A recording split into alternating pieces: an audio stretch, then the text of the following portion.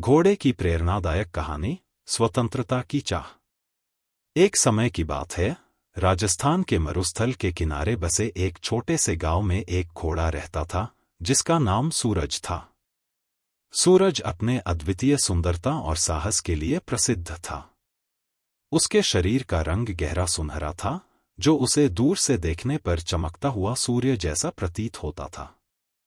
गांव के लोग उसे उसकी तेज गति और उसकी अदम्य ऊर्जा के लिए बहुत मानते थे। सूरज का मालिक एक धनी राजा था, जिसने सूरज को अपने शाही अस्तबल में रखा था। राजा को सूरज पर बहुत गर्व था और वह उसे हर महत्वपूर्ण अवसर पर अपने साथ ले जाता था। सूरज को आरामदायक जीवन मिला था, उसे सबसे अच्छी खुराक, अच्छी देखभाल और एक आलीशान अस्तबल मिलता था। लेकिन उसके मन में कहीं न कहीं एक अधूरी ख्वाहिश थी, स्वतंत्रता की चाह।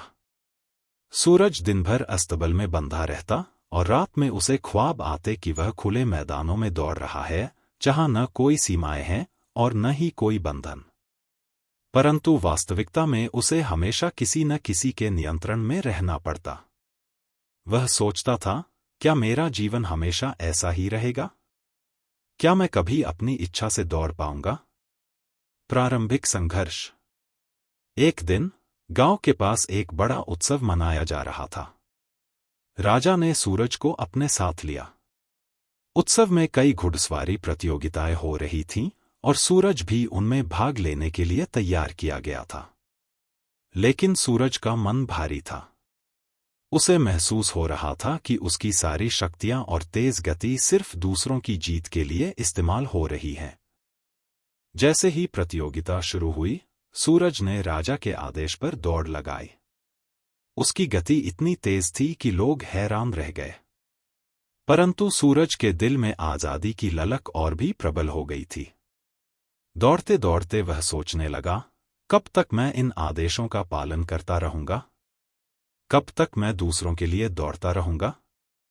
वह जितनी तेज दौड़ता, उतनी ही गहराई से यह सवाल उसके मन में उठता। अंततः उसने एक निर्णय लिया, अब वह अपनी किस्मत खुद बनाएगा। स्वतंत्रता की ओर पहला कदम। अचानक सूरज ने अपने मार्ग से भटककर एक दिशा में दौड़ लगा दी, जहां कोई नहीं था। राजा और अन्य लोग उसकी इस हरकत से हैरान हो गए। सूरज बिना रुके मरुस्थल की ओर भागता चला गया। वह अब पूरी तरह से स्वतंत्र था, हवा की तरह। पहली बार सूरज ने अपनी गति का आनंद लिया, अपने पैरों के नीचे धरती की धड़कन को महसूस किया और आसमान की ओर देखा जैसे वह कह रहा हो, मैं अब आजाद हूं। उसके भीतर एक अजीब सी खुशी थी, जो उसने पहले कभी महसूस नहीं की थी। संघर्ष और चुनौतियां। लेकिन स्वतंत्रता के साथ चुनौतियां भी आती हैं। मरुस्थल में पानी की कमी थी और सूरज को अपने लिए भोजन और पानी खोजना पड़ रहा था। पहले वह इन चीजों के लिए राजा और उसके सेवकों पर निर्भर था, लेकिन अब उसे खुद अपनी देखभाल करनी थी।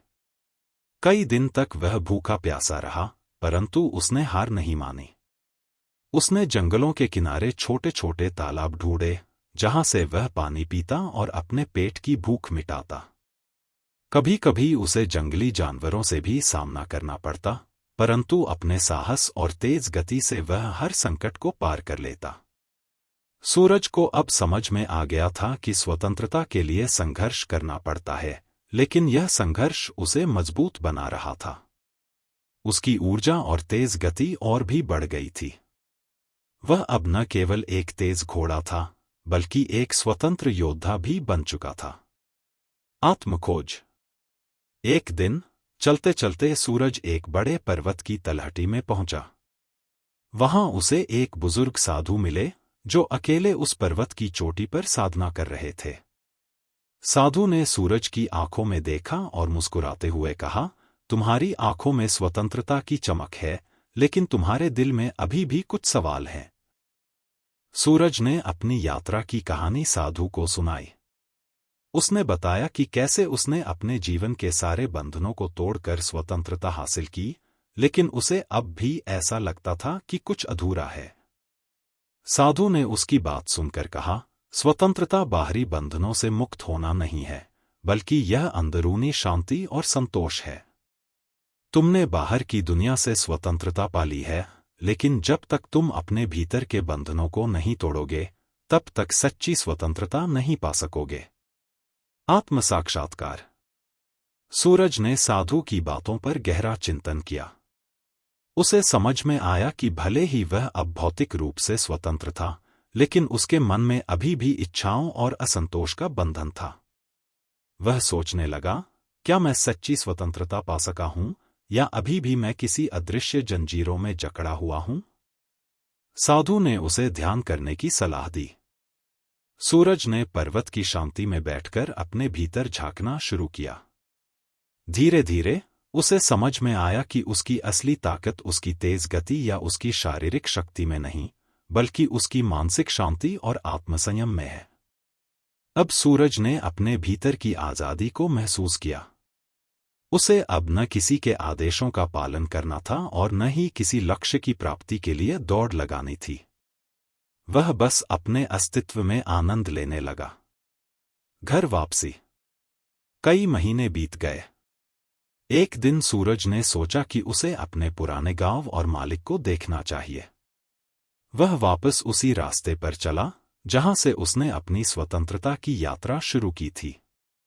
गांव पहुंचकर उसने देखा कि लोग अब भी उसे याद करते हैं और उसकी वीरता के किस्से सुनाते हैं। राजा ने जब सूरज को देखा तो उसकी आंखों में आंसू आ गए। उसने सूरज को गले से लगा लिया और कहा, मैंने तुम्हें खो दिया था, लेकिन आज मैं समझ गया हूं कि सच्चा प्रेम किसी को बांध कर नहीं रखता, बल्कि उसे स्वतंत्रता देता है। नया जीवन, नई शुरुआत। सूरज अब वापस गांव में था, लेकिन वह पहले जैसा नहीं था। उसने राजा के साथ रहना स्वीकार किया, परंतु अब वह कभी भी बंधनों में नहीं था। राजा ने उसे पूर्ण स्वतंत्रता दी और सूरज जब चाहे खुले मैदानों में दौड़ता, जब चाहे गांव में आराम करता। उसने अपने भीतर और बाहर दोनों जगह स्वतंत्रता पा ली थी। उसकी कहानी गांव भर के लिए प्रेरणा बन गई कि सच्ची स्वतंत्रता तभी मिलती है जब हम अपने भीतर के बंधनों को तोड़ते हैं। इस प्रकार सूरज की कहानी हमें यह सिखाती है कि जीवन में भले ही हमें कितनी भी बाहरी स्वतंत्रता मिले, असली स्वतंत्रता वही है जो हमारे भीतर से आती है।